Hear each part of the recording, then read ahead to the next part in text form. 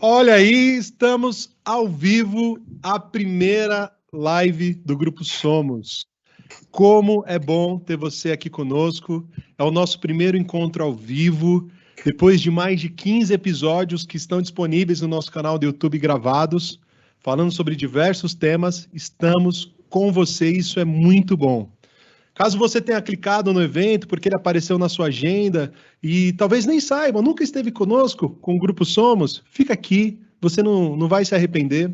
O Grupo Somos é uma iniciativa do nosso diretor de operações, Milton Joia, e envolve empregados das 3 gerências, GSO, GMT e GLP. Meu nome é Gilson Siqueira, eu sou da GLP, mas antes de apresentar o nosso tema dessa live, o nosso convidado, eu tenho um enorme prazer de ter aqui presente para fazer a abertura da primeira live o gerente de manutenções do metrô, um dos nossos patrocinadores.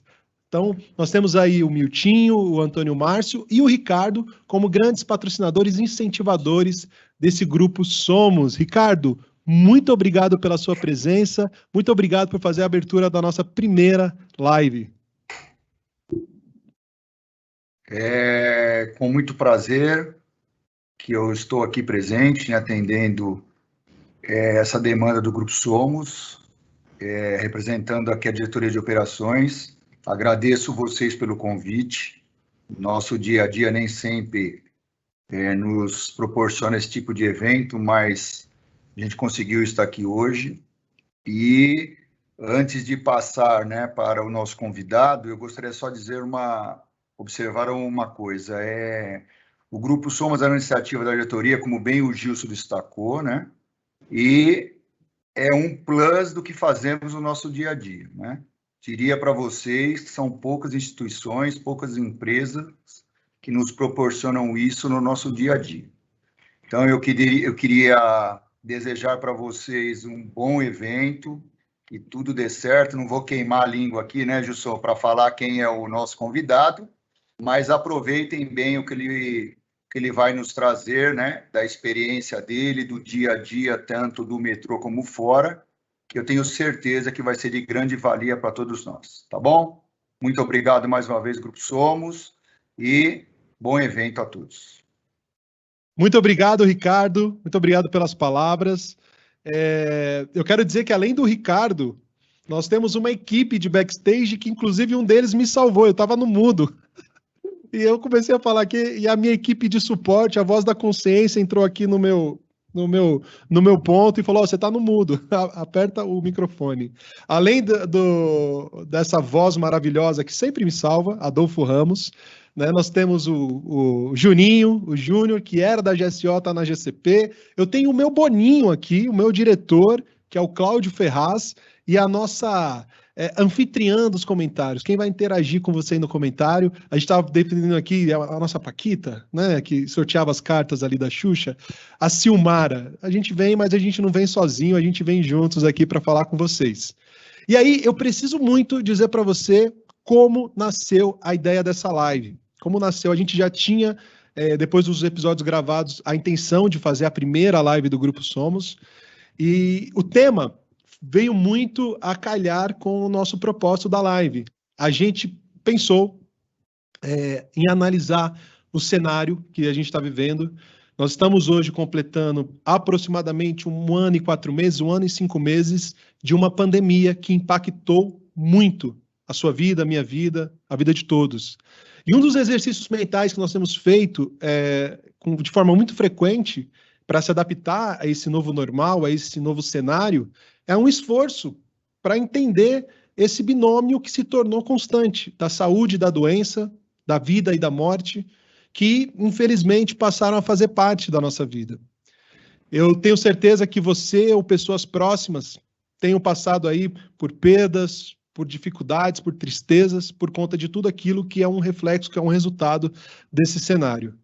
E nós aqui do Grupo Somos, especialmente num momento como esse, onde a gente tem novas variantes, aceleração de contaminação, todos os dias vendo nos jornais números de óbito, números de contaminados, acompanhando a ocupação de UTI dos hospitais, quando nós imaginávamos que isso seria algo que nós deveríamos estar olhando, nós queríamos poder trazer até aqui, na nossa primeira live, uma pessoa que pudesse nos inspirar, que já lidava com isso, ou que estava mais preparado que nós para lidar com essa questão da saúde, da doença, da vida. E aí nós começamos a procurar essa pessoa e nós não poderíamos encontrar uma pessoa mais certa para isso. Ele está aqui conosco e ele é médico. Então nós trouxemos um médico formado pela Universidade de São Francisco, tem residência médica em infectologia pelo Hospital Ipiranga e também tem aí especialização com pós-graduação em gestão e controle de infecção hospitalar, pós-graduação em administração hospitalar, pós-graduação em medicina do trabalho. Aqui tem uma dica para vocês matarem quem é o convidado, né? Curso de especialização em imunizações. E aí, olha a experiência e a bagagem que o nosso convidado tem. Médico infectologista no Serviço de Atendimento Especializado de DST-AIDS, do Campos Elíseos, pela Prefeitura de São Paulo. Supervisor médico do Serviço de Infectologia do Hospital Ipiranga. Ali ele é médico supervisor do Serviço de Moléstias Infecciosas.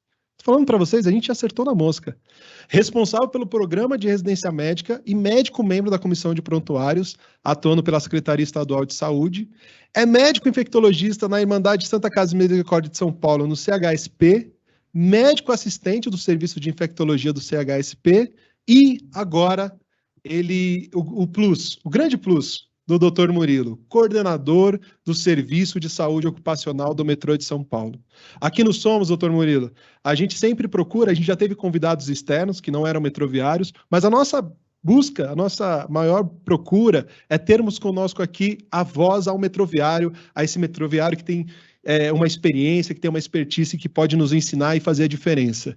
Então, é muito bom para a gente ter uma pessoa que é nossa, é aqui do serviço médico do metrô, mas que, como você mesmo disse, não pode perder o contato com o paciente e está na linha de frente em meio a uma pandemia da Covid-19. Seja bem-vindo, Dr. Murilo. Pessoal, boa tarde. Eu agradeço bastante o convite, né, em especial aí ao Gilson, ao Júnior, ao Adolfo, a Silmara, né, o Cláudio. Muito obrigado, eu fiquei muito lisonjeado pelo convite. A gente realmente vem na batalha há bastante tempo. Eu agradeço à diretoria de operações, ao Milton, ao Ricardo, que fez a abertura. E a gente está aqui com o objetivo, depois de 1 ano e meio de pandemia, de discutir um pouco todos esses aspectos relacionados aí à Covid-19 e tudo isso que impactou a vida de todo mundo, né? Como o Gilson muito bem falou, quando que a gente imaginava que nós, enquanto população, iríamos estar preocupados e olhando todos os dias o número de ocupação das UTIs, a taxa de ocupação das UTIs, né? Então, eu agradeço bastante o convite, né? Estou aqui à disposição para contribuir aí com o metrô. Só tem um detalhe, né? Hoje eu não atuo mais em todas essas instituições. Eu trabalho na Companhia do Metrô e no Hospital Ipiranga. Doutor Murilo, muito obrigado. E eu tenho certeza que entre as pessoas que acessaram aqui a nossa live, muitos lhe conhecem, né? O Ricardo, assim que entrou aqui, que viu o doutor, já falou, já interagiu tanto com o doutor Murilo, e talvez poucos conhecessem essa atividade externa do doutor. E eu tive a oportunidade, nas nossas conversas de pré-roteiro, de preparação da live, de conhecer. E eu queria que você pudesse compartilhar com as pessoas que estão assistindo agora a live, estão nos acompanhando, já estamos com quase 100 participantes aqui, como que é essa atividade do Murilo na linha de frente do Hospital Ipiranga. Talvez assim, doutor, começando ali, quando chega uma coisa nova, em março de 2020, ninguém estava esperando, e muda totalmente a rotina de trabalho do doutor e das equipes do hospital. Muito legal, eu acho que é super importante a gente contextualizar como tudo isso aconteceu, né? Então, nós tínhamos uma experiência prévia com o coronavírus, que a gente descobriu lá na década de 60. Em 2002, nós tivemos aí o primeiro episódio que aconteceu lá na China da SARS, né? Mas ela mostrava uma letalidade maior do que a gente vê hoje, né? Era também uma síndrome respiratória aguda grave, porém, ela ficou restrita, né? Foram 8 mil casos, com uma taxa de mortalidade em torno de 10%, mas ela não se espalhou. Uma década depois, nós tivemos a MERS, que foi a síndrome respiratória do Oriente Médio, né? Então, para a gente, que também é um coronavírus, então já eram 2 coronavírus. Então, a gente já sabia, a comunidade científica acompanhava muito de perto, e que em algum momento eles teriam um potencial, né, ou a adaptabilidade do vírus de uma transmissão mais acelerada. Quando, em dezembro de 2019, começaram os primeiros relatos dos casos lá em Wuhan, na China, então, teve um lado muito bom, porque nós já conhecíamos um pouco o coronavírus, a gente não sabia exatamente se era um novo ou ainda se era o SARS-CoV, né, que não é chamado de é só SARS-CoV, ou se era uma mudança dele. Logo depois vieram as informações que se tratava de um outro, mas já dando conta de uma transmissibilidade muito maior. Mas aquela questão, né, a gente trabalha com a ciência, mas a gente tinha esperança que ele ficasse confinado também. Mas não foi isso que aconteceu. Então, quando foi em fevereiro, né, do ano passado, os casos começaram a chegar, chegou o primeiro caso no Brasil, que entrou através de uma instituição privada, mas todo o governo do estado, os hospitais públicos, os privados já estavam se preparando dentro dos moldes do que a gente já tinha de conhecimento com relação a SARS e a MERS. Né? Então, na sequência, a gente percebeu que teve, primeiro, que a transmissibilidade mostrou que ela era muito mais efetiva entre pessoas, a gente sabia das outras que existia a possibilidade, mas ele não era tão transmissível. Né? E quando a gente percebeu que isso começou a avançar muito rapidamente na Europa e chegando nos Estados Unidos, quer dizer, era uma questão de tempo que ele chegasse, inclusive aqui na América do Sul e no Brasil. Quando chegou, ele chegou muito rápido, então rapidamente nós saímos de um caso para 10, de 10 para 20, e aí essa foi a nossa grande experiência, pelo menos foi a minha grande experiência, foi a primeira evento depois da AIDS, que está completando 40 anos agora, de uma epidemia, mas já com um caráter pandêmico, quer dizer, ela ia ocupar todos os continentes e com, inclusive, disseminação local. Então, rapidamente, a estrutura do hospital, ela precisou ser alterada, porque nós começamos a ver, e o hospital onde eu trabalho é um hospital que a gente chama de porta aberta, ele não é um hospital referenciado. Então, todo paciente que chega lá, pelo pronto-socorro, ele é atendido. Né? Então, quer dizer, a gente não tem o controle sobre a demanda, né, que é um pouquinho diferente quando o hospital é referenciado, ou seja, ele só recebe o paciente que vem de uma unidade básica de saúde, tem um contato prévio. O nosso hospital não, a gente recebe o paciente que aparece no pronto-socorro. Então, rapidamente, o que nós precisamos fazer? Nós precisamos adequar o hospital, toda a estrutura do hospital, para receber esses casos que eram, né, casos com sintomatologia e com indicação de internação, o principal sintoma era a falta de ar.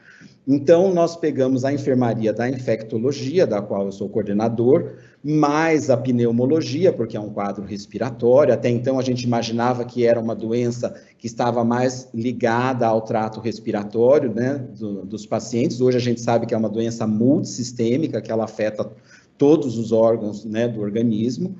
E aí, nós reestruturamos o hospital em 3 dias. Então, nós estruturamos o pronto-socorro, separando as portas de atendimento, mas na enfermaria nós tínhamos uma série de pacientes que estavam internados aos cuidados da área da infectologia e da pneumologia, e naquele momento nós fizemos um contato com a clínica médica, que tem uma enfermaria grande também, e colocamos que nós iríamos transferir e dar o suporte técnico para aqueles pacientes que estavam internados por AIDS, por hepatite, por infecções de outra natureza, para que a gente pudesse ocupar a enfermaria toda, né, com os casos da Covid. Né? E isso foi feito muito rápido. Nesse contexto, como ele é um hospital que tem residência médica, então nós precisamos preparar também os residentes. E foi em fevereiro, que é logo quando troca e entram os residentes de primeiro ano. Então, eles tinham acabado de se formar,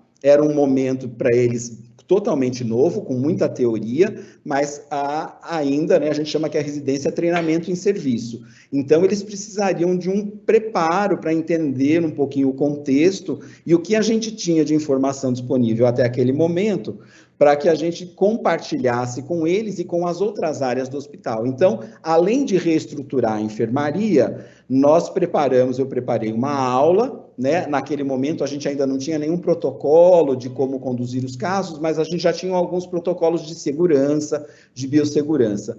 E eu apresentei esta aula para os preceptores do hospital, para os residentes que estavam no R2, no R3, para os residentes que estavam entrando e para toda a equipe técnica do hospital, e para os trabalhadores terceirizados, da limpeza. Por quê? Porque era muito importante que a gente disseminasse a informação, porque o que diminui a insegurança das pessoas é conhecer, é ter conhecimento da informação, da transmissão da doença, como isso estava acontecendo, quais eram os cuidados, o que é que a gente já sabia em relação às outras duas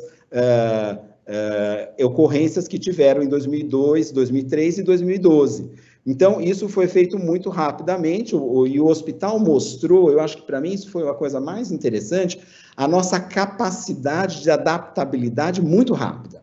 Né? Então, de um dia para o outro, toda a característica da enfermaria, tanto de moléstias infecciosas como da pneumologia, ficou exclusiva para atendimento desses casos. Nós mudamos a nossa rotina, né? Nós tínhamos as visitas que eram programadas, a gente fez visitas mais detalhadas, com mais detalhes, para que os residentes pudessem compreender e eles estivessem mais acolhidos naquele momento, né? Porque no fundo, a gente sabia muito pouco sobre a doença, a gente sabia bastante que os casos poderiam evoluir com gravidade, mas, como eu costumo falar, a gente foi trocando pneu com o carro andando, né? Então, esse foi o grande primeiro momento. Naquele momento, nós, inclusive, não tínhamos ainda certeza da efetividade de algumas drogas que se discute até hoje, né? Que já não cabe nem mais a discussão, mas naquela época tinham, inclusive, alguns protocolos que a gente chama de compassivos, né, que está relacionado à compaixão,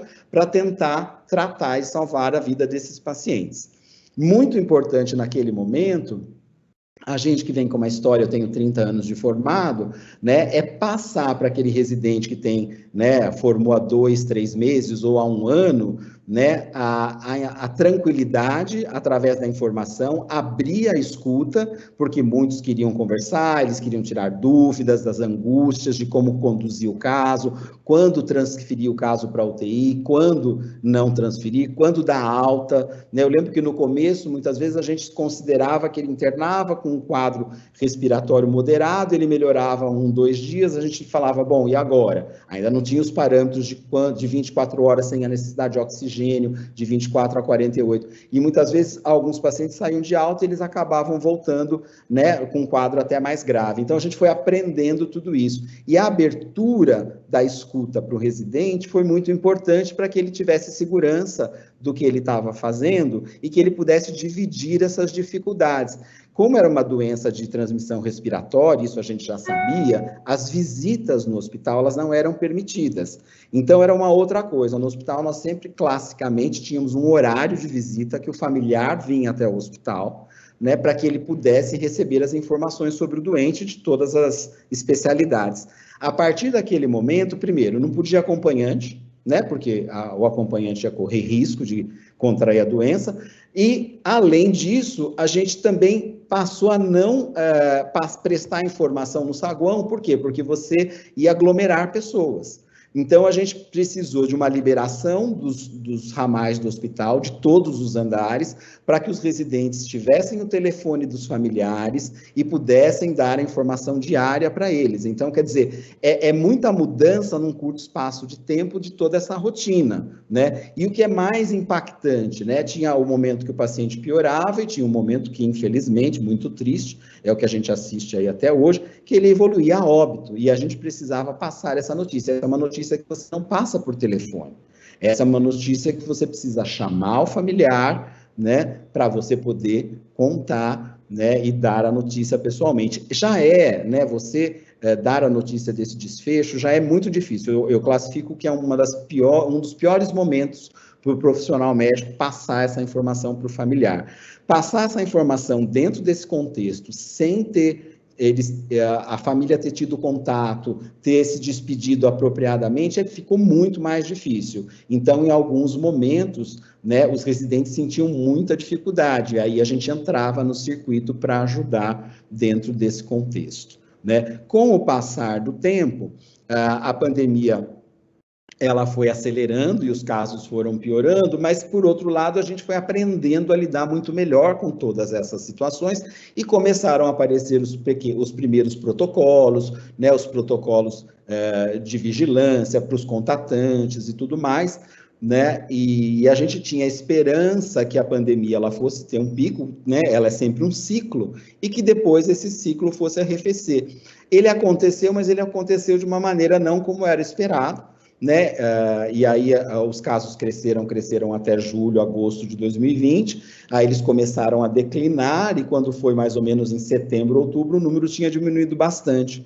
Porém, a gente já estava vendo, né, o Brasil, as coisas aconteceram temporalmente um pouquinho depois do que aconteceu na Europa, mas a gente já estava percebendo que estava tendo um novo movimento com um aumento muito grande do número de casos na Europa e que a gente não ia escapar disso. Né? Então, aí naquele momento, né, a partir aí de novembro, começo para o meio de novembro, nós percebemos que nós estávamos tendo uma escalada novamente, né, e muito importante no número de casos, e aí nós já tínhamos desmobilizado, porque as equipes, a demanda já não era tão alta, né, só que aí nós precisamos mobilizar tudo novamente, então aí foi muito mais rápido, porque a gente já tinha, né, uma vivência aprendida, mas o que aconteceu? Mesmo mobilizando as duas equipes e deixando a enfermaria exclusiva para esses atendimentos, os casos não davam conta.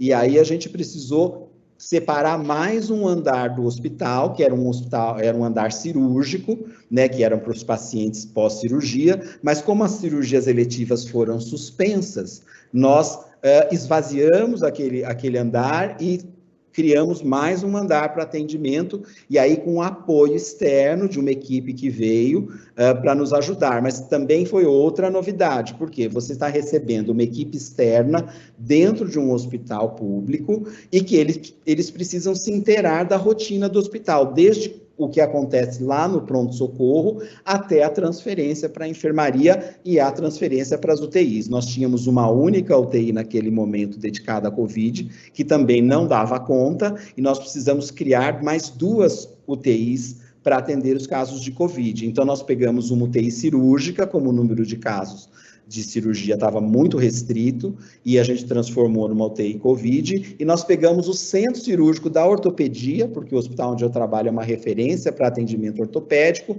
e transformamos, porque a gente tinha toda a tubulação de gás do centro cirúrgico, as salas individualizadas, e transformamos em outra UTI para atender Covid. E isso segue, né, até agora, nesse ritmo, e a gente percebe aí que ensaiou uma diminuição do número de casos há 3 semanas, mas o ritmo ainda no país e no estado de São Paulo do número de casos e óbitos ainda é muito elevado. Então, quer dizer, não dá para abaixar a guarda, e a gente sabe que o que nós temos hoje, sobre o ponto de vista de prevenção, é a vacina, né? Então, vacinar, e manter as medidas de prevenção da transmissão da Covid, que todo mundo conhece muito bem, que é o uso de máscara, o distanciamento social e a higienização das mãos. Muito bom, doutor Murilo. Eu deixo aqui a oportunidade, eu não falei no início, mas vocês que estão acompanhando aqui a nossa live, se você tiver alguma pergunta para o doutor, você pode já colocar lá. A Silmara está de olho no chat, no Perguntas e Respostas. No final, nós vamos abrir aqui um período curto, mas vai dar para a gente poder ler algumas perguntas. A Silmara vai poder ler algumas perguntas para o doutor, então interaja. Por enquanto, você vai colocando no chat, porque aqui na bancada eu já vou convidar o Juninho. Eu não chamo mais você de Clarisvaldo, né? Por tanto afeto que eu vejo nesse nome aí. E para você que não conhece o Juninho, ele está no Somos porque ele é oriundo da GLG. Então nós temos integrantes aqui das 3 gerências, ele veio pela GLG. E aí ele foi comprado a passe de ouro pela GCP. E aí a cláusula contratual que a gente deixou lá no contrato do Juninho é que ele poderia ir para a GCP desde que ele continuasse no Somos. Seja bem-vindo, Clarisvaldo. Eu passo para você a oportunidade de fazer a pergunta para o nosso convidado. Boa tarde, muito obrigado pela oportunidade. Agradeço ao doutor por estar com a gente aqui, conversando sobre esse assunto tão importante. E eu gostaria de saber do doutor como que foi a adaptação do serviço médico do metrô na pandemia. Uma pergunta muito legal, Na verdade, ela seguiu um pouco o mesmo ritmo, né, numa outra especificidade. O nosso atendimento, né, da medicina ocupacional da companhia é eminentemente preventivo e relacionado, né, ao trabalho, mas a gente sempre, essa é uma tônica desde que eu assumi a coordenação, que o ser humano, ele não está só no trabalho, ele não está só em casa, né, então o processo de saúde e doença da pessoa, ela ocorre em todas as esferas. Então, a pessoa que trabalha é a mesma que está em casa, é a mesma que está na rua, a mesma que se expõe, né? Isso não foi diferente na companhia. E aí, quando nós tivemos, né, o início, aí foi decretada a pandemia, então a área de saúde ocupacional, já no primeiro momento, como teve um decreto do governador que liberava as pessoas que tinham comorbidades acima de 60 anos, nós precisaríamos, como o nosso prontuário médico ele é muito rico e as informações relacionadas aos nossos pacientes que permanecem muitos anos na companhia, né, a característica da companhia é que as pessoas trabalham aqui por 10, 15, 20, 30, até 40 anos, então a gente tem todas as informações de saúde desses empregados, e a partir desse momento, então a gente já precisou reestruturar o nosso serviço, porque nós precisaríamos dar a resposta de quem eram essas pessoas que tinham comorbidades, né, e para que elas pudessem ir para o teletrabalho ou para a condição que naquele começo a gente chamava como home office. Então, de um final de semana para o outro, nós abrimos uma caixa para receber essas informações e a solicitação dos empregados para essa condição. E, assim, a área da saúde, ela tem essa vantagem que eu diria, né? Na hora que você fala, olha, é uma urgência, nós precisamos resolver isso aqui, então todo mundo se uniu para que a gente desse essa resposta, né? 2.000, 3.000 e-mails chegando de um dia para o outro, para que a gente pudesse atender essa demanda e proteger a saúde dessas pessoas. Então, essa foi a primeira ação preventiva muito forte que nós tivemos de dar essa resposta, né? E aí, na sequência, começaram a aparecer os casos, né? E como que nós íamos lidar com essa questão. Então, nós tínhamos, naquele primeiro momento, né, na área da saúde ocupacional não foi diferente, nós tínhamos quase que 50% da nossa população na condição de home office, dos nossos colaboradores da equipe, e outros 50% que não estavam elencados no grupo de risco presencialmente. Então, a gente precisou mudar a nossa dinâmica de atendimento muito rápido e começar a prestar atenção nos casos, monitorar aonde esses casos estavam acontecendo, afastar esses contatantes, acompanhar através do núcleo de serviço social os pacientes internados, dar todo o suporte possível. E isso não escolhe dia nem horário da semana. E eu costumo falar para a minha equipe que quando você está imbuído, né, numa atitude humanitária em ajudar o próximo, não tem dia nem horário. Então, rapidamente a gente se adaptou, né, e nós começamos a prestar esse atendimento. Como o volume, né, era muito maior do que o número de recurso humano que a gente tinha para prestar esse atendimento, então nós fizemos algumas parcerias com o Metros para realizar os exames de PCR que eram necessários, né, nós fomos fazendo uma série de parcerias, nós começamos a distribuir atividades que poderiam ser realizadas pelos profissionais de saúde que estavam em casa, para deixar o profissional de saúde que estava presencial para o atendimento daqueles casos, no retorno ao trabalho. Então, nós vimos e continuamos atendendo todos os casos de Covid, antes de retornar ao trabalho, automaticamente eles passam por um atendimento médico presencial em uma das nossas unidades de saúde. Nós precisamos, da mesma forma que os hospitais fizeram, nós precisamos separar o atendimento dos exames ocupacionais, que no primeiro momento eles foram paralisados, mas depois nós voltamos, porque a gente também não poderia parar pelo grau de risco da empresa e tudo mais, os exames precisaram ser retomados, mas separar esses pacientes dos pacientes que estavam relacionados à Covid, né, em recepções diferentes, apesar de ter a garantia que esses empregados só voltariam para o atendimento na unidade de saúde quando eles estivessem fora do período de transmissibilidade da doença, que hoje já é bastante conhecido. Junto com isso, quando chegou em junho, nós percebemos que a gente precisava ter uma ideia se o número de empregados contaminados na companhia era, né, que tinham desenvolvido anticorpos relacionados à doença, era muito superior ou era diferente do número de empregados do número de pessoas na cidade de São Paulo, que fazia a vigilância epidemiológica, que faz até agora, né, a cada 15 dias ou a cada mês. Então, nós desenhamos um estudo, fizemos uma nova parceria para fazer a coleta nas unidades de saúde da sorologia, para a gente entender qual era a situação sorológica dos empregados que estavam em atividade presencial na companhia. Nós distribuímos entre as áreas, foi feito de maneira aleatória, né? Então nós não escolhemos ninguém, mas 70% foi feito na operação, né? 20% na manutenção das amostras e 10% na administração e outras áreas. E para nossa surpresa, quando nós fomos ver quem já tinha anticorpos relacionados à doença,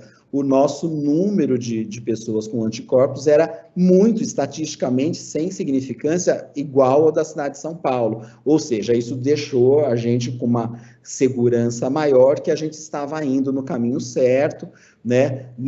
Lá atrás, voltando um pouquinho, né, nós começamos a utilizar os EPIs que nós tínhamos em mãos, começaram a faltar as máscaras N95, as máscaras cirúrgicas, elas desapareceram do mercado, e aí nós contamos com o pessoal da antiga GLG para nos ajudar na aquisição desse material. Então, no primeiro momento, a gente adotou a máscara N95, depois, num segundo momento, quando a gente tinha mais clareza, já tinham diretrizes tanto do exterior como do Brasil, nós adotamos a máscara de 3 camadas, que ela tinha especificações técnicas, nós adquirimos um número grande de máscaras, mas quando foi mais ou menos em setembro que a gente percebeu que a gente estava ensaiando, né, um crescimento exponencial dos casos, e até pela natureza do nosso trabalho, nós já tínhamos entrado em contato com o pessoal da logística, né, e de compras, e pedimos para que comprassem um lote muito maior para a gente ter uma garantia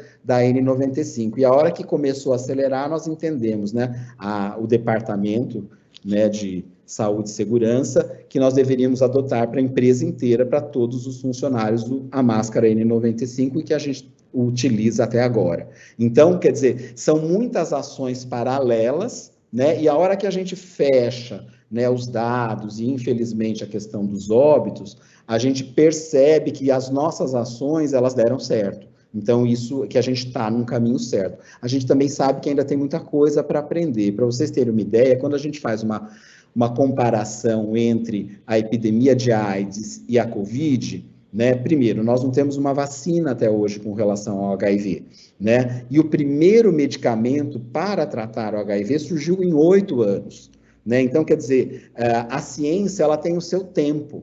E aí, muitas vezes, a gente, na ansiedade e na velocidade que o mundo anda hoje, em função da internet, das mídias sociais e tudo mais, isso faz com que a gente queira uma resposta muito rápida, mas a ciência, ela tem o seu tempo. Desenvolver uma vacina, né, contra a Covid num período de menos de 12 meses foi uma coisa recorde, nunca aconteceu antes. Então, é bastante difícil, o mundo inteiro sofre com isso, o metrô também, na cidade de São Paulo, mas nós temos feito de maneira incansável, e a equipe foi preparada da mesma forma, né?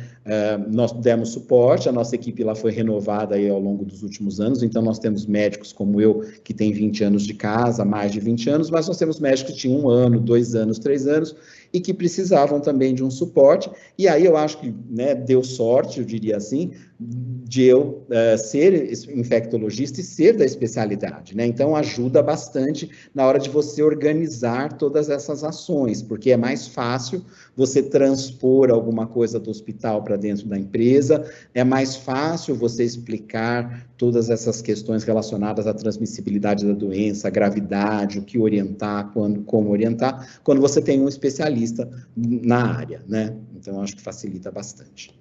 Se vocês deixarem, eu falo a tarde inteira, então precisa tomar cuidado. Doutor, eu acompanhei de perto as consequências do coronavírus. Infelizmente, meu pai faleceu em decorrência do coronavírus. E eu também fiquei ali como o meio de comunicação entre o hospital e a minha família. Então, todos os dias o médico me ligava para passar o boletim e eu repassava para a minha família, até que meu pai veio a óbito. Eu também recebi a informação. Para mim foi difícil de lidar com a situação toda, mas também sei que é difícil para o médico como todo o corpo médico lidar com a situação. Eu me pergunto como vocês lidam com a nova rotina, a importância da resiliência dos profissionais da saúde frente à situação, ao lidar com os óbitos, a comunicação com os familiares, se cuidarem, se preservarem e ainda manter o foco para continuar entregando o melhor no trabalho. Como lidar com essa nova rotina, doutor? Esse foi o nosso grande desafio e continua sendo, né? Ainda mais quando você imagina um hospital onde você tem uma característica de treinamento em serviço, de ensino, onde você tem profissionais que acabaram de se formar, né? Então, a primeira coisa é que, conforme o tempo foi passando, a gente percebeu que todo mundo estava muito cansado, todo mundo estava exausto, mas eu tenho essa máxima, né? A gente não tem, o profissional de saúde não tem outra opção, a gente não pode parar, a gente não pode esmorecer, e um precisa cuidar do outro. Então, eu acho que isso é muito importante, né? Então, quando você abre a escuta, muitas vezes é um residente que não está passando pela especialidade, ele está na outra especialidade, mas ele precisa conversar, ele precisa desabafar. Nós tínhamos algumas situações onde, por exemplo, alguns residentes passaram 6, 8 meses sem ir para casa. Por quê? Porque o pai tinha uma comorbidade, a mãe tinha uma comorbidade, eles tinham mudado para São Paulo para fazer a residência, estavam sozinhos aqui. Então, é muito importante você abrir a escuta nesse momento, é você estar disponível, né? Alguns casos, os residentes ficavam muito abalados, porque eles cuidaram daquela pessoa por semanas, até por meses, e o desfecho não foi, né, não foi um desfecho favorável, foi um desfecho difícil, depois passar essa informação para a família. Então, eu acho que isso é muito importante, é acolher a equipe, né? Então, é você estar sempre disponível para conversar, porque como a gente sabe que na área da saúde, né, no momento que você é chamado a atuar, ou seja numa parada cardiorrespiratória, seja num momento de emergência, você precisa se blindar um pouquinho e colocar um pouco o sentimento de lado, senão você não atua. Mas depois que esse processo acaba, né, independente do desfecho, você vai sentir o peso de tudo aquilo, né? Então, você precisa parar e conversar um pouquinho. Então, a gente também contou bastante com a ajuda da psicologia, tanto do hospital, das assistentes sociais do hospital, como aqui no metrô. Então, em algumas situações, principalmente em relação aos familiares, muitas vezes um familiar ele queria conversar, ele queria entender um pouco mais, e a gente se disponibilizou, né, através do serviço social e da psicologia, para atender essas pessoas, para compreender e tentar ajudar um pouquinho mais, né? E as nossas reuniões que nós fizemos para alinhar com a equipe, soltar protocolos, mas também ouvir um pouquinho de cada um da equipe, como que eles estavam se sentindo naquele momento, se eles estavam bem. Eu me lembro que nós tivemos um episódio onde um profissional de saúde não estava bem, estava muito impactado, né? Então, naquele momento, era melhor que ele parasse um pouco, né, para que ele voltasse e se refizesse, para que ele voltasse bem novamente, né? Nós tivemos profissionais de saúde que adoeceram no período, que contraíram Covid. Nós tivemos profissionais no hospital, enfermeiros e médicos, que contraíram a doença grave e evoluíram, infelizmente, a óbito, e isso impactou de maneira muito forte a equipe. Né? Então, a gente precisava repensar, porque todo mundo, né, ficava com o medo, e é muito interessante essa questão de contrair a doença, né, porque o profissional de saúde sabe da missão dele, né, e que não dá para fugir, né, de atender e do risco com com toda a proteção, com tudo que é disponível. Mas o medo maior que a gente escuta, e aqui na companhia também, é a questão da família se contaminar e de ter casos graves na família, né? E aí muitas vezes a pessoa, né? Nós estamos numa situação pandêmica, o vírus está em todos os lugares, tem transmissão comunitária, mas muitas vezes o próprio profissional de saúde se sente responsável, né? E não é assim necessariamente. Então, eu acho que é importante a escuta aberta, entender a necessidade de cada pessoa, de cada membro da equipe, para que você possa também dar o melhor tratamento para cada um deles, né? Cada um tem uma necessidade diferente. Nós tivemos, por exemplo, uma dificuldade, né? Os ônibus fretados que alguns empregados usavam para vir de Jundiaí, São José dos Campos, Santos, sumiu, não tinha mais. Então, a gente precisa adequar o horário dessas pessoas, né? E que estão bravamente e lutando até hoje, e não faltam, e não se ausentam. Então, quer dizer, tudo isso para nós foi um grande aprendizado. Muito bom, doutor. Eu quero agradecer a Deus nesse momento por não ser a Silmara. O chat está fervendo, doutor. O chat está fervendo, tem muita pergunta e tem muita pergunta boa. Silmara, vai estar contigo essa missão, mas eu quero dizer para vocês que mandem perguntas, porque aquilo que não der para responder no fechamento que a gente for passar, que a Silmara vai passar as perguntas para o doutor, a gente se compromete, a gente já fez esse acordo com o doutor Murilo, que nós vamos responder por e-mail para você que fez a pergunta, o Teams aqui identifica você, nós vamos mandar por e-mail a sua resposta, nós vamos mandar para o doutor Murilo, ele responde e a gente manda para você. Mas, graças a Deus, eu não sou a Silmara. Está com a missão aí de selecionar as perguntas e vocês estão deixando ela com a missão cada vez mais difícil. Eu quero passar agora para um dos nossos anfitriões aqui da bancada. O meu diretor, põe ele na tela já, enquanto eu falo aqui dele, porque ele é nadador, percussionista, que mais? Lutador de full contact, entre inúmeras atividades, a que eu mais gosto de falar, ele é um líder na gerência de operações e está aqui conosco, do Departamento de Segurança, Adolfo Ramos. Fique à vontade para fazer a sua pergunta para o Dr. Murilo. Ô, meu irmão querido, muito obrigado pela apresentação.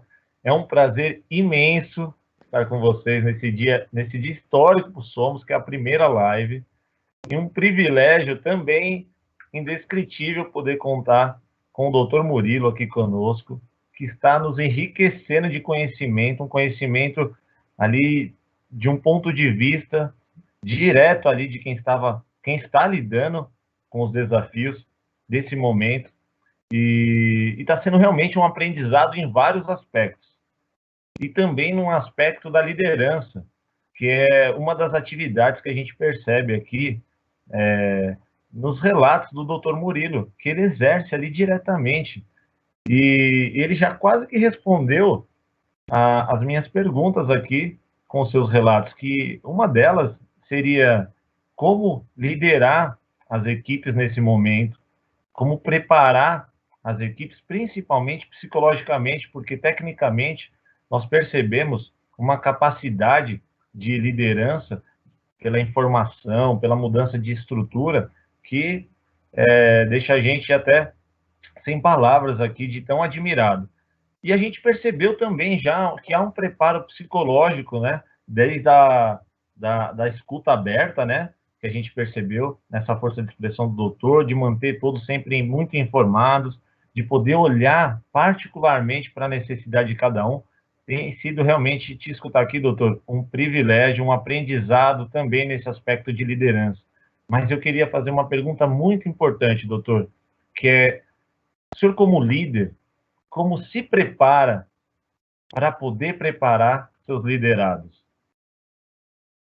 Essa é a pergunta, doutor, porque parece ser simples, mas eu acredito que ela é bem complexa e pode ser que o seu relato faça a diferença na vida de cada pessoa aqui, porque cada um que está aqui nos ouvindo, eu agradeço a presença de todos aqui que estão presentes, é líder em algum momento, seja na hora do seu trabalho, seja em casa, seja na sua comunidade. Então, doutor, como que o senhor como líder se prepara para lidar com esses desafios do dia a dia? A pergunta é desafiadora, eu diria, né? Eu acho que a primeira coisa é a gente se munir, né, de conhecimento. Então, sobre todos os aspectos, não só conhecimento técnico, mas conhecimento humano, né, para que a gente possa entender um pouquinho melhor a complexidade do outro. Então, a partir do momento que você se compreende mais, você também consegue ajudar mais. Né? E a gente está aprendendo, e o nosso processo de aprendizado é uma coisa que está em evolução, ele não para nunca. Né? Então, a curiosidade que nos leva a aprender, nos leva também a que a gente possa se preparar para para que você se mantenha em pé. Né? Então, eu busco isso um pouco na questão de buscar o equilíbrio, buscar a serenidade. Quem me conhece um pouco mais de perto sabe que eu sou uma pessoa bastante objetiva, né? Mas você precisa ter aquela tranquilidade, porque no momento do caos, se todo mundo perder a razão, você não chega em lugar nenhum. Quando eu faço a analogia de quando a gente está atendendo uma emergência, cada um sabe muito bem o seu papel. E, naturalmente, tem alguém que assume este papel de liderança e dá esta tônica. Então, o que eu procuro fazer como exercício no meu dia a dia? É manter este equilíbrio, né, através do conhecimento, através do diálogo com a minha equipe, para que eu possa estar bem, né, que eu saiba exatamente o meu papel, né, e para que eu possa conseguir conduzir essa equipe com sabedoria, né? Tem aquela regrinha básica, né? Muitas vezes a gente está todo mundo, né, extremamente estressado, angustiado, a situação é uma situação que demanda uma certa urgência na resposta, mas você vai conversar com alguém ou vai responder um e-mail, quer dizer, primeiro você respira, você vê aquele contexto, você entende um pouco aquele contexto, muitas vezes você rascunha um e-mail, deixa ele lá na geladeira por meia hora, uma hora, em alguns casos precisa dormir lá, né? Para que você possa no dia seguinte ler o que você escreveu, porque muitas vezes você está no auge da emoção, você vai acabar não dando a melhor alternativa, e a gente tem que buscar sempre, na minha visão, a melhor solução para todos. Não é fácil, mas você tem que tentar buscar a melhor solução para todos. Então, dessa forma, eu tento manter um pouco, né, o equilíbrio e ainda mais nesse momento onde é tudo novo para todo mundo, né, e a gente transita entre esses dois mundos, o mundo do hospital, o mundo da companhia, então esse equilíbrio é muito delicado, então realmente precisa de um exercício diário de resiliência, né? Resiliência não significa exclusivamente esticar e não estourar a corda, né? Eu acho que ele significa compreender a complexidade de tudo isso e ter a certeza que nós vamos para frente e ter a esperança que vai passar. Eu costumo dizer que as coisas boas não duram para sempre, mas as ruins também não. Né? Então, esse momento de dificuldade, uma hora a gente vai superar tudo isso.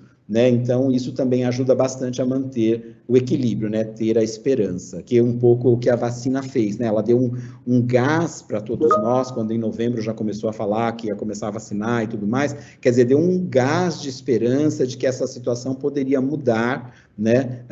E aí não é uma coisa rápida, mas você sabe que tem alguma coisa efetivamente sendo feita com base na ciência para diminuir o número de casos e, se Deus quiser, né, acabar com a pandemia. Não é uma coisa que a gente espera que vai acontecer logo, mas a gente sabe que a diminuição importante do número de casos já traz um grande alívio, diminui a pressão sobre a empresa, a pressão sobre as pessoas, a pressão sobre o hospital. Então, a esperança também ajuda muito a manter o equilíbrio. Muito, muito, muito bom, doutor. Vou dar uma notícia para o doutor e você não vai acreditar. Estamos com 50 minutos de live. Na verdade, 49. A nossa meta era fazer de 40 a 50. Nós fomos britânicos no horário.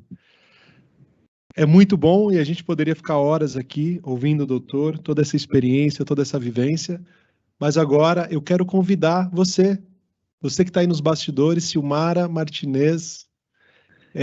Como é que foi aí, tá no chat? Que missão difícil. Vamos abrir agora para perguntas e você tem aí o lugar que eu não gostaria de estar, porque tem muita coisa aqui. Eu queria perguntar tudo para o doutor, mas eu sei que você já tem selecionado algumas aí. Boa tarde a todos, muito obrigada pela presença. Estou muito feliz, quase 100 pessoas ao vivo aqui com a gente, isso é muito, muito gratificante, mas infelizmente as perguntas são muitas, infelizmente, vírgula, né? Muito obrigada, né, pelas perguntas, mas infelizmente a gente não vai ter tempo hábil, até porque a agenda de todos, né? Todos temos compromissos, não poderemos responder a todas. Mas eu fiz aqui alguma seleção, doutor.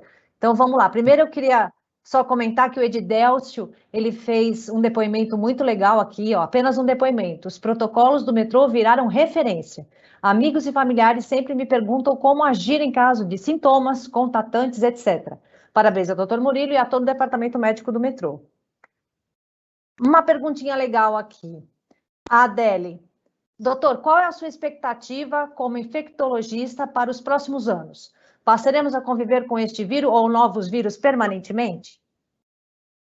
Essa é uma pergunta de $1 milhão, né? É uma pergunta muito boa. A gente sabe que nós vamos conviver com o coronavírus, com o SARS-CoV-2, por um período longo ainda, né? Ele veio para ficar, a gente não tem a ilusão de achar que vai zerar no final do ano. As pessoas, elas imaginam que no final do ano está tudo ok, não tem mais. Não vai acontecer desta forma, né? Mas a gente tem a esperança e a expectativa que o número de casos caia exponencialmente conforme for avançando aí a cobertura vacinal, lembrando sempre, né, que é importante a segunda dose, né, muitas pessoas estão esquecendo da segunda dose, e a gente sabe que a vacinação, ela só está completa, é considerada a imunização completa, 14 dias após a segunda dose. Então, isso é muito importante, né? Então, a gente lembrar as pessoas de casa, lembrar o colega de trabalho, né? E isso não significa que a gente vai baixar a guarda, porque a gente sabe que nós vamos ainda viver um certo tempo. Então,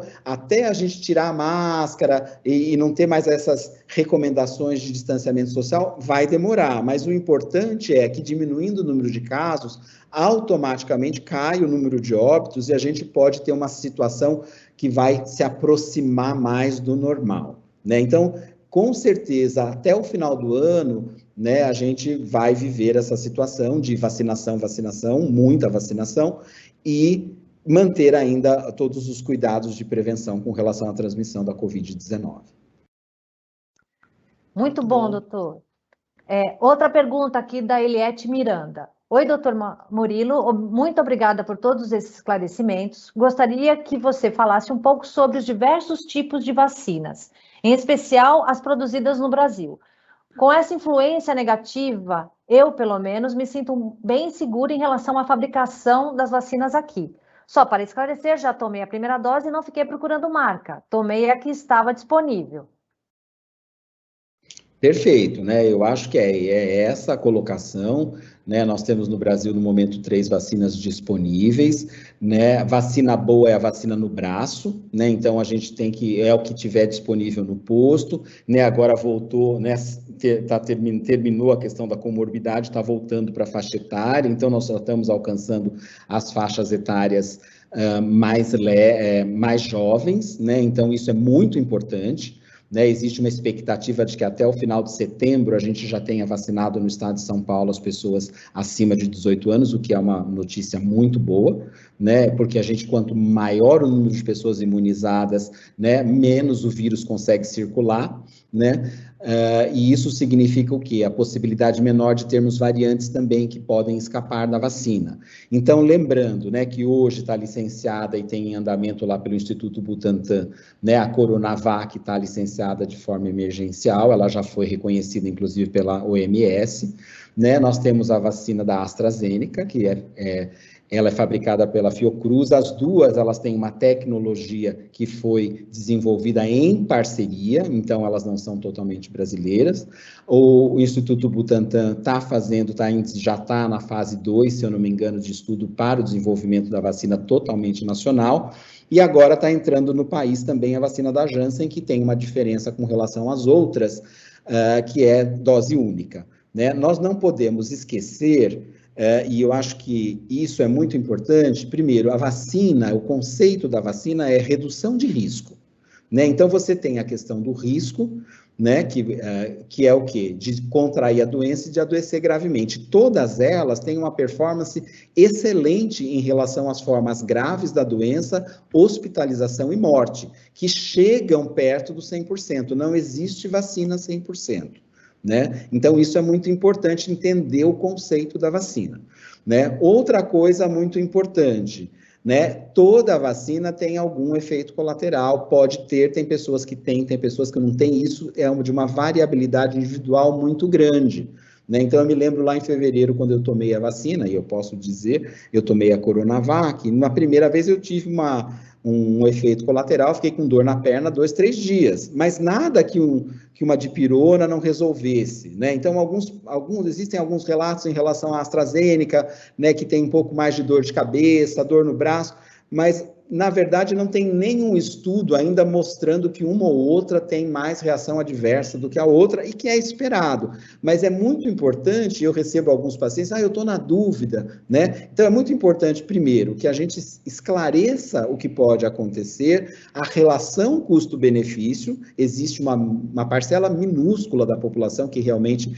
não tem indicação de ser vacinada, mas é menos de 1%, é muito pouco. Então, é importante isso. E outra, é importante também, caso tenha algum efeito adverso da vacina, relatar no posto de saúde o que você teve, o que você sentiu, porque é assim que a gente faz esse processo de vigilância. Agora, nós estamos numa fase que a gente chama de fase 4, né? Porque a fase 3 era um estudo controlado, né? Então, em condições aí quase que ideais, e a fase 4 é o estudo de vida real, né? Na verdade, é a aplicação de vida real da vacina. E aí a gente vai ver, de fato, o impacto da vacina, que já está demonstrado, né, em vários países, está demonstrado em Israel, agora nos Estados Unidos, com a queda brutal do número de casos. Então, é importante, e vão aparecendo algumas coisas, um ou outro efeito colateral, mas que nem de longe, né, o risco supera o benefício, muito pelo contrário, o benefício é exponencialmente maior do que o risco. Perfeito. Doutor Murilo, pergunta do Jorge Francisco. Em suas outras atividades em ambiente hospitalar, o senhor contabilizou muitas perdas de colegas na linha de frente junto com o senhor? Como foi isso? Nós tivemos algumas perdas, né? Naquele momento, nós tínhamos alguns profissionais de saúde que tinham mais de 60 anos, que estavam atuando e por algum motivo não quiseram sair da linha de frente, porque existia também uma recomendação que essas pessoas ficassem não na ala Covid e tal. E foi muito difícil, né? Foi muito difícil porque a hora que você perde uma pessoa com quem você conviveu tantos anos, né, é um impacto muito grande para a gente, pessoal, né, é um impacto para a equipe, mas eu acredito que, felizmente, o número não foi tão grande. O hospital onde eu atuo é um hospital médio, né, então é um hospital de 250 leitos, né, e o número não foi tão grande, mas a gente sabe que em alguns hospitais o número de profissionais que adoeceram com gravidade e faleceram foi maior, né, e isso é muito duro, é um golpe para a equipe mesmo. Nossa, a gente que também perdeu colegas, né? A gente fica bem abatido mesmo. Uma pergunta do Weber aqui, acho que para a gente encerrar, uma boa parte o senhor já respondeu, mas vamos lá, otimismo, né?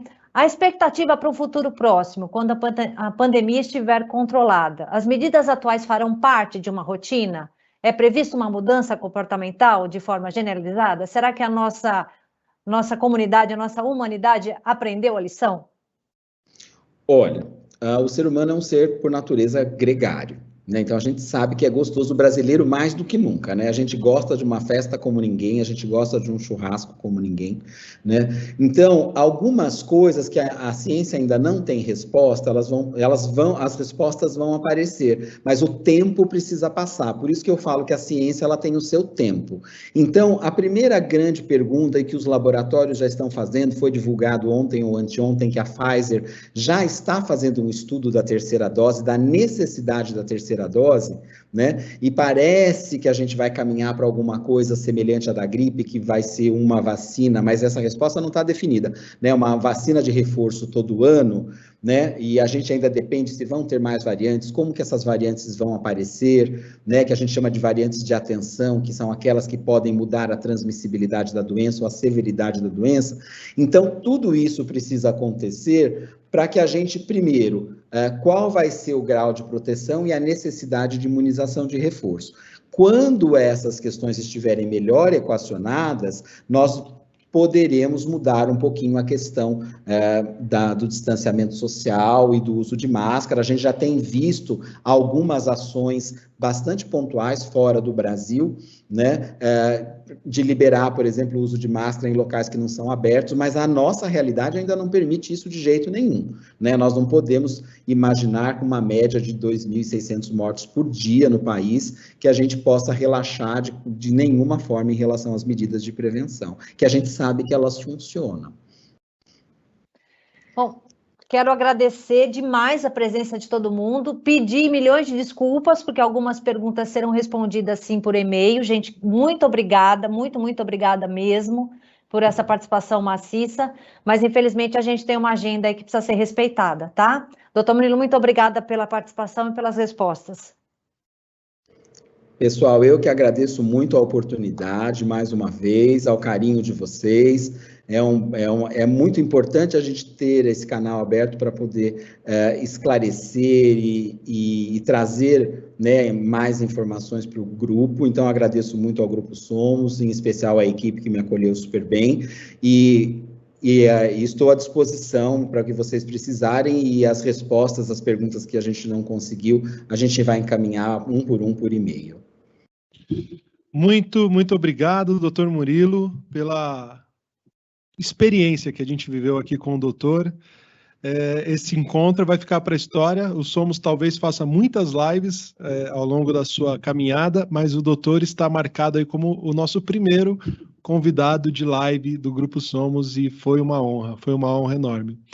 Pessoal, eu estou deixando aqui no chat, fiz agora uma postagem lá, com o nosso canal no YouTube, o canal do Grupo Somos. Se é a primeira vez que você está tendo contato conosco, num outro momento, assim que acabar, ou na hora que você estiver aí tranquilo, ou no carro, ou em casa, ou mesmo no trabalho, enquanto você faz outra atividade, você pode colocar lá. Nós temos episódios falando sobre vulnerabilidade, resiliência, autoconhecimento.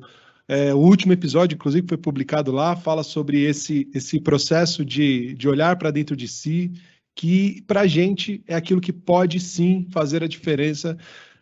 E é Metroviário lá, Metroviário, Edgar Ferraz, que é o meu boninho aqui, o diretor hoje, que está lá deixando o recado. Então, com muito prazer, eu encerro aqui, muito feliz, eu estou muito feliz mesmo, deu tudo certo.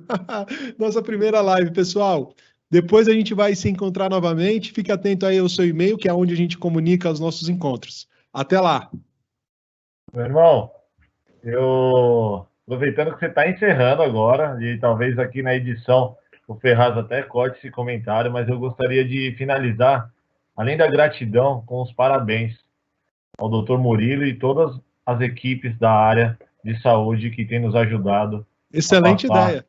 A passar por essa fase. Doutor, de coração, parabéns. Equipe de backstage, tudo. Clarisvaldo, Ferraz, Silmar, abre o microfone aí. Parabéns, doutor. Parabéns mesmo, de coração, por todo o trabalho, sabe, por toda a dedicação, por toda, busca de conhecimento para nos ajudar cada pessoa, e pela forma com que é feito esse trabalho. Tanto diretamente pelo senhor, quanto por cada membro da sua equipe que a gente tem contato no dia a dia. Parabéns pela forma com que vocês têm mostrado esses valores humanos aí, salientes em cada detalhe, de atenção, de olhar, de fala, de receptividade. Muitíssimo obrigado e parabéns a cada um de vocês. Eu que agradeço. Eu costumo falar que a gente só alcança alguma coisa com o apoio de todo mundo. Então, eu conto muito com o apoio de todos vocês para que a gente consiga superar essa fase tão difícil da nossa história. Obrigado Tamo mesmo. Junto. Valeu, doutor. Obrigado. E, se me permitir, eu finalizo com a frase que o doutor falou na reunião de roteiro, que eu levo comigo desde o momento, que é dar suporte às pessoas não é questão de trabalho, é questão de humanidade. Muito obrigado, doutor.